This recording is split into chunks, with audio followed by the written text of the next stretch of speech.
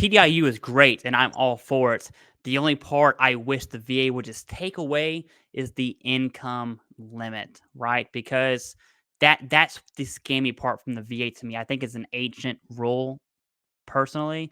And then there's a few other things I want to talk about too. And there's no data for this at all, just what I've seen. There's no age limit for TDIU. That goes both ways. So you can be 21 years old in TDIU. That really sucks, by the way, if that is you. That would suck. Yeah, Yeah. agreed. But there's no age, you won't find that in M21 or 38 CFR at all. But it seems like just from people I know that are TDIU are 55 and up. Generally speaking, that's who I see on TDIU. Now, does that mean that if you're younger that you can't be on it? No, what I'm implying, and I can't back this up with facts, what I'm implying is it goes back to it's not easy. TDIU, the younger you are, is in my opinion, a more difficult argument to make because you have many, many years of your life left. Okay. Now, are there youngsters? And I can't believe I just said that word because I'm one of them, right? Are there young veterans on TDIU? Yes, absolutely there are. It's just not common. And then the other thing I wanted to talk about is yes, there are criteria for that, and I'll go ahead and push that back to you. But on the migraine example, you don't have to be 70% to rate TDIU or have the 60 and 40 or whatever the second criteria is, right? There are sneaky ways to get in. Migraines is a great example, and you won't find that in 38 CFR either. That's why I say it's a little sneaky secret, right? There's a document, there's a whole guideline called the M21 TAC one. That's the real nerdy stuff of VA. If you're looking at 38 CFR and you're like, oh, this is easy, and you want to get into something more difficult, the M21 is for you. You can go ahead and read that bad boy, right?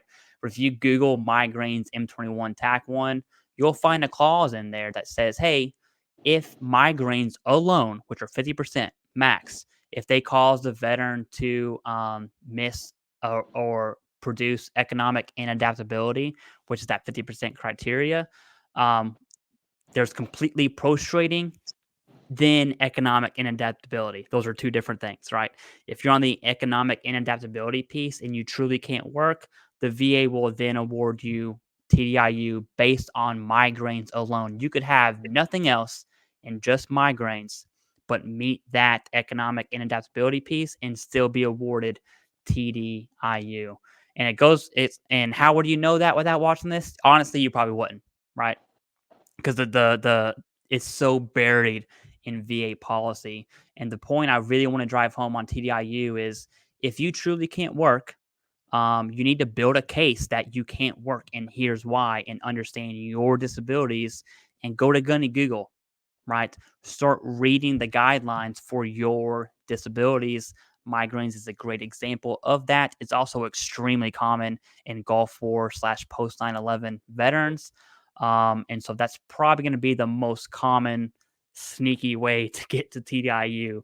But other than that, that's really all I have. I just think the income limit is a punch in the gut to veterans as a whole because it's the VA acknowledging that your life sucks, basically saying, man, that sucks. Here's 100%, but you can't make more than 14 grand, right? And your wife might have an LLC and you might be able to work from home, but now you can't meet that income limit. And I already know someone's going to say, well, what if, you just work for a salary that is below the poverty limit? It doesn't work like that. Okay. The IRS requires people, humans, not just veterans. The IRS requires people in a company to make a reasonable wage.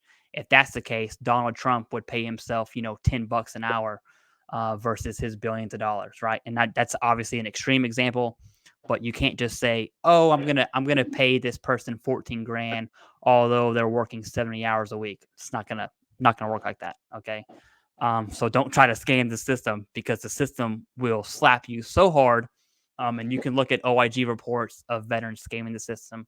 It happens every day. Okay, and they're in prison and they have to pay back millions of dollars. I'll get off that box for that one because that's a pretty dark hole right there. But looking at the requirements for TDIU, go ahead and take it, Jason. So yeah, absolutely. And I'm gonna just kind of double down on what you were saying. I agree that the cap on earnings sucks. But I think from the VA's perspective, they're kind of put into a corner, right? Like, how Yeah, can you yeah, pay these people at agreed. 100% if they don't rate over here on either one of these? So, I kind of get it. Um, Now, when it comes to the standard qualifying for, oh, one more thing. So back to the sneaky way, and I'm glad I teed it up for you. Yeah. Ha ha ha. Golf tee. All right. So with the migraines thing, you can be rated at 50% for migraines, even if you are currently working. You just need to prove to the VA that you're having difficulties financially. Maybe you've missed work, right? Maybe you've taken non-paid time off. Your pay stub's showing not you're supposed to work 80 hours, but really you only got paid for 53 or whatever because you had to take time off, right? Non-paid time off, any sort of write-up letters that you may have gotten for missing work or anything like that. Something that can show that you're having some sort of a financial issue due to your migraines, which it makes sense, right? Um, and then any sort of late payments on utilities, if you filed a bankruptcy, if you have a foreclosure notice, anything like that, showing that you're having financial issues and that you can say that it's due to your migraines because you weren't able to work, will help you do that. Even though you are working, it's just sporadic or what have you. Mhm. Because out of necessity, right? I mean, you're not going to just automatically go live under a bridge. You're going to try the best you can to get through. So make sure that you prove your case. It's all about evidence, right? So in order to qualify for TDIU in the standard, easy to find ways, which would be just in the standard 38 CFR, you're looking at either having one service connected condition that is rated at least 60%. So you have one rating that is 60% rating. If you have a six GERD, if you have GERD at 60% today, and that GERD or other condition that you have that's service connected, right? Must be service connected condition, is causing you an issue holding or maintaining gainful employment, then that could be an avenue in. Now, sometimes getting a 60% rating or higher is kind of hard. Mhm. It could be a mental health condition as well, could be a 70% there. But sometimes those are hard. Those higher ratings are hard to come by. So the VA has a second avenue in. If you have more than one rating, with a combined overall rating of 70%. So your overall rating is 70, 80, or 90% rating, and at least one of your conditions is 40%. Then that is another avenue in.